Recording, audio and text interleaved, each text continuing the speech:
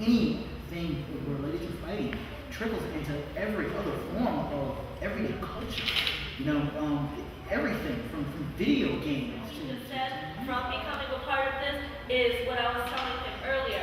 Our vision is not just to have a shirt like that, it's to have a shirt with someone's silhouette who is a legend in the martial arts with a powerful statement. And you're the people behind it goes back to you guys. That's why it's called Sports Karate Legacy.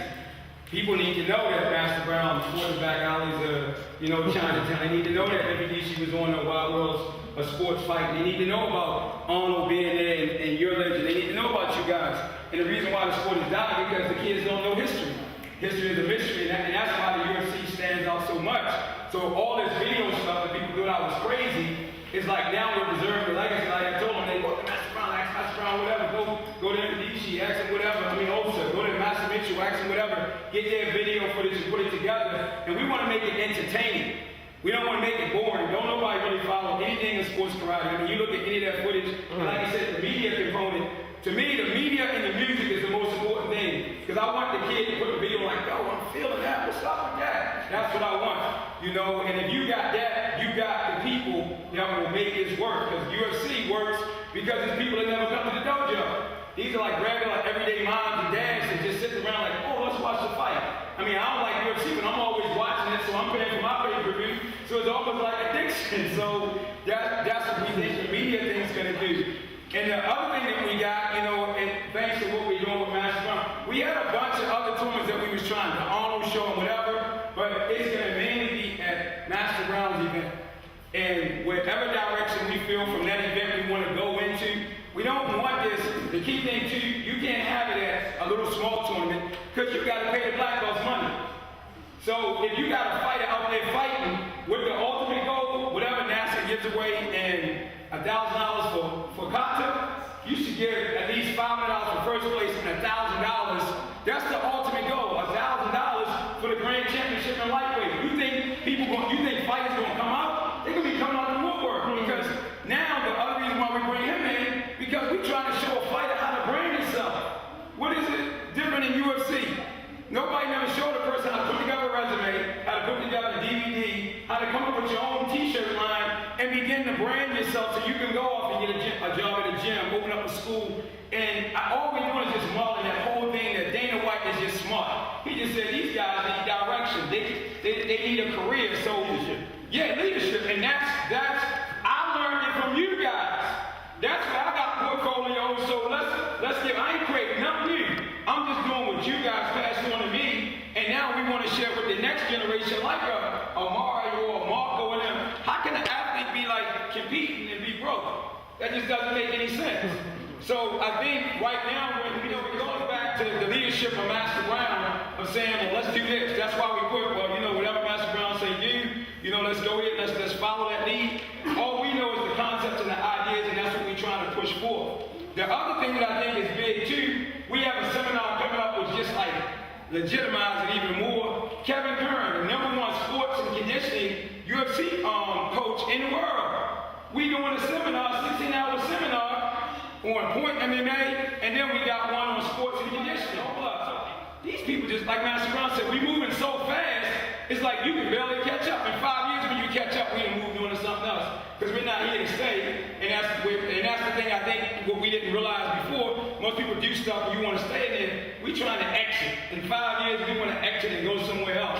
And that's why this media thing comes in movies and all this thing. And that's what, look at Dana and all those guys. So we're doing everything to Master Brown and just trying to keep it moving. And this core group of people can be, once you roll it out, everybody gets out there. Mm-hmm. And they won't be doing what you were doing, they'll be doing what you did. Okay, so is that right? When he says rolling it out big, it's the fighting. That's why I was telling Master Brown, Mr. Jeff, because he's one of my black belts. He's been with me for a long, long time. And I know, sometimes, I know when we used to take all the students to a tournament, I remember we took like 100 students to Charlie Neal's tournament. But nobody realized that we lost 10 students when we came back and we signed up on Black Belt Club programs. That was a lot of money. Nobody cared. So that rep that was in that ring, that was just disrespecting that student and that parent, because he really don't have a vision, he was destroying money for us. So then when the promoter wonders why why these people don't support. Even a referee is a brand. Look at UFC. The refs are brand. The same guy that, one of the main refs that judged, we did a grappling tournament together. So there's no question the grappling community, we already did stuff with them. But everybody's a brand. The center rep that's in that ring, you are a brand. People go and talk to you. If you follow the magazines, that's what's for everybody that's a part of it. Yes, sir. Okay, you're talking about the referee. Who's training the referees? We're going to be training the guys. That's what Master Brown has suggested to us for the next meeting to find what time would be good on a Saturday for everybody. So I had put that in a little spot. And what we can do is, I guess, I'm nervous about this because I know the potential. Okay, good. So let's get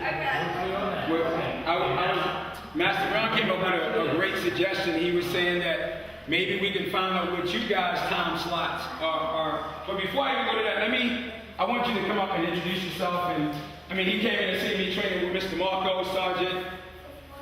What's up, Mr. Johnson? He came in. It was funny because when he came in, it was like, what are we going to be talking about? We're going to be putting posters up for the Air Force, whatever's going on. But he happened to see me in here training Mr. Marco, and just killing them. And when it was over, it was just like a great connection and what he's able to bring. Why don't you tell him a little bit more about? How y'all doing? Sergeant Johnson.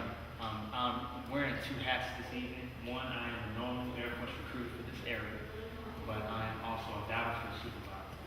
Every week on a Thursday, I work out with pararescue, combat control, tactical air control, combat. I work out with these guys regularly because these are the special forces that we have in the Air Force. And what I have learned is not everyone have an idea or understanding. Man, Robert told you 2 years ago, one of our biggest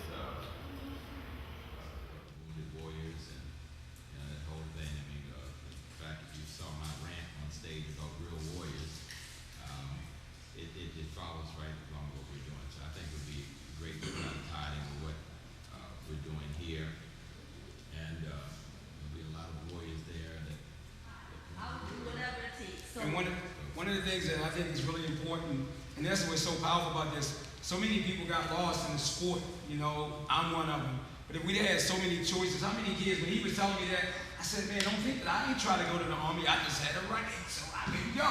But when you got so many choices, it don't matter. And when we run schools, we have so many students that came up, and now that, we had one kid that like I was telling him, his Green Berets saved his life. Now he's enlisted, he's doing real well, so we never know what opportunities, so it's more than just a sport. I think it's like we're providing these opportunities, but we don't have the answer. I think it's just a joint collaboration of all of us coming together and figuring out how can we, look at NASCAR. It turns out more celebrities than any other circuit in the world. There is no circuit that has turned out more movie stars and more celebrities than NASCAR, but nobody knows that. It don't even have a magazine, but we have a magazine where we're trying to expose those things.